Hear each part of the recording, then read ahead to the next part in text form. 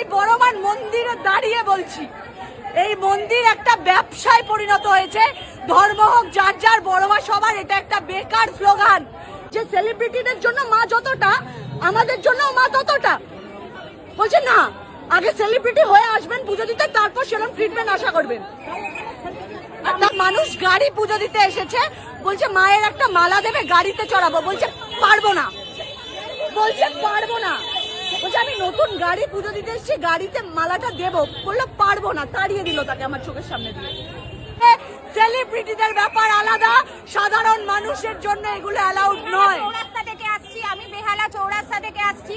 এখানে সমস্ত পুরোটাই নাটক, একটা ব্যবসা রীতিমতো বিজনেস খুলে বসেছে, একটা গ্রুপ আছে। সুতরাং এর প্রতিবাদ হওয়া দরকার। তাহলে এখানে লেখা থাকে কেন ধর্ম হোক যার যার, বড়মা সবার? এই না, এই শব্দগুলো তাহলে মুছে দিই। তাহলে তুমি লিখে রেখেছো কেন বড়মা সবার? হ্যাঁ, তাহলে লিখে দিই বড়মা শুধু সেলিব্রিটি। যখন সেলিব্রিটি আসছে, ওই যে দাদা, তুমি ব্যবসাটা এক্ষুনি বন্ধ করো। মা তো মায়ের সাথে ব্যবসাটা এক্ষুনি বন্ধ করো। হ্যাঁ, অস্বস্তিকর একটা কয়েকটা মনে। এখানে একটা ব্যবসা চলছে, এখানে যারা পুজো দিতে আসছেন বড়মার কাছে তো পুজো যাবেই না। এখানে ডিরেক্ট ওপেন বলা হচ্ছে যে সেলিব্রিটিদের ব্যাপার আলাদা, সাধারণ মানুষের ব্যাপার আলাদা। আর এখানে কয়েকটা অশিক্ষিত মানুষ আছে, যাদেরকে মনে হয় ভাড়া করে রেখে দিয়েছে এইগুলো করার জন্য। এক্স্যাক্টলি, তাদের পেটে না কোনো শিক্ষা আছে না কিছু আছে। বলা হয়েছে যে আপনারা পুজো দিচ্ছেন, সাধারণ মানুষের মতো দেবেন।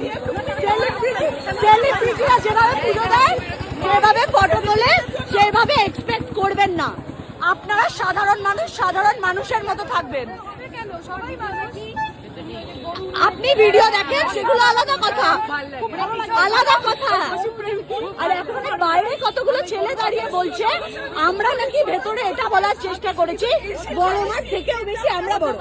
এটা কখনো হয়? ছোট লোক ছেলেগুলো ভীষণ ভালো লাগে, তোমাদের ভিডিওটা ভীষণ ভালো লাগে। দুজনে আমি একটু শান্তি করে পুজোটা পর্যন্ত দিতে পারলাম না। এদের মানে পুরো আমাকে পুরোহিত বলছে যে আপনারা ফটো তুলছেন, ভিডিও করছেন, এটা আপনাদের জন্য নয়, এটা সেলিব্রিটিদের জন্য।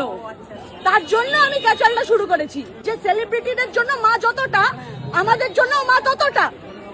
বলছে না, আগে সেলিব্রিটি হয়ে আসবেন পুজো দিতে, তারপর সেরকম ট্রিটমেন্ট আশা করবেন। তাহলে আর কিছু বাইরে অসভ্য অশিক্ষিত ছেলে আছে, তারা জানাই তাই বলছে মায়ের বয়সী মহিলাদের, জানাই তাই। ইভেন সিকিউরিটি গার্ড আমাকে বলছে এদের সাথে মুখ লেগে পারবে না, এখানে ব্যবসা চলছে, এখানে ব্যবসা চলছে।